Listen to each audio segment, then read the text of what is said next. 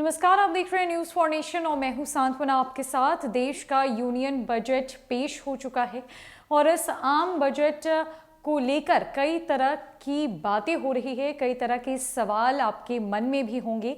ऐसे में इस खबर में हम आपको बताने जा रहे हैं कि 2023-24 का जो आम बजट देश के वित्त मंत्री निर्मला सीतारमण के द्वारा पेश किया गया आज संसद में, उसमें कौन सी चीज़ें सस्ती हुई हैं और किन किन चीज़ों के दाम बढ़ाए गए हैं, यानी कि किन चीज़ों को सस्ता किया गया है और किन चीज़ों को महंगा किया गया है, जानते हैं। दरअसल आने वाले दिनों में मोबाइल फ़ोन खरीदना सस्ता हो सकता है, वहीं सोना चांदी खरीदना महंगा। ऐसा इसीलिए क्योंकि सरकार ने मोबाइल फ़ोन के कुछ पार्ट्स पर इंपोर्ट ड्यूटी घटा दी है और सोना चांदी पर ड्यूटी में इजाफा किया है। ऐसे में आम आदमी की जेब पर किन चीज़ों का बोझ बढ़ने जा रहा है और किससे उसे राहत मिलेगी, जानते हैं क्या सस्ता हुआ और क्या महंगा। सस्ते की बात की जाए तो लिथियम आयन बैटरी बनाने में इस्तेमाल सामान की इंपोर्ट ड्यूटी घटाई गई। टीवी पैनल के ओपन सेल के पुर्जों पर कस्टम ड्यूटी 5% से घटाकर 2.5% की गई।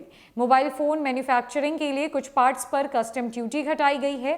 हीट कॉइल पर कस्टम ड्यूटी 20% से घटकर 15% कर दी गई है। लैब में बने हीरो की मैन्युफैक्चरिंग में इस्तेमाल सीड पर ड्यूटी कम किया गया है।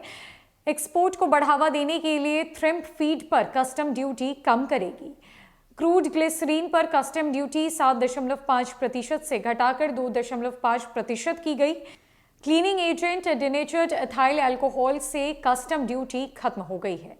अब बात करें क्या कुछ महंगा हुआ है, तो सिगरेट पर प्राकृतिक आपदा आपात ड्यूटी यानी कि NCCD को 16% बढ़ाया गया है। गोल्ड बार और प्लैटिनम से बनी सामान की ड्यूटी बढ़ाई गई है। चांदी की ड्यूटी 6% से 10% की और उससे बनी सामान पर भी ड्यूटी बढ़ाई गई। कंपाउंडेड रबड़ पर ड्यूटी को 10% से बढ़ाकर 25% किया गया। किचन इलेक्ट्रिक चिमनी पर कस्टम ड्यूटी 7.5% से बढ़ाकर 15% की गई। ऐसे कम ही प्रोडक्ट है जो बजट में सस्ते या महंगे होने जा रहे हैं। इसका कारण है गुड्स एंड सर्विसेज टैक्स यानी कि GST। 2017 के बाद लगभग 90% प्रोडक्ट की कीमत GST पर निर्भर करती है, जिसे GST काउंसिल तय करती है। वर्तमान में GST के टैक्स स्लैब में 4 दरें 5%, 12%, 18% और 28% है। आवश्यक वस्तुओं को इस टैक्स से छूट है या सबसे निचले स्लैब में रखा गया है। GST से जुड़े सभी फैसले GST काउंसिल लेती है। अब नजर अगर बीते एक साल पर डाली जाए तो बीते साल आटा 23% बढ़ा तो लोन भी महंगा हो गया। पिछले साल जनवरी में 1 किलो आटा 26 रुपए में मिलता था। दिसंबर में तो इसकी कीमत बढ़कर 32 रुपए किलो हो गई है। इसी तरह हर घर में रोजाना उपयोग होने वाले सामान जैसे तेल, दूध और चावल जैसी चीजों के दाम भी बढ़े हैं। 2022 में पहली बार घरेलू गैस सिलेंडर 1000 रुपए के पार निकल गया।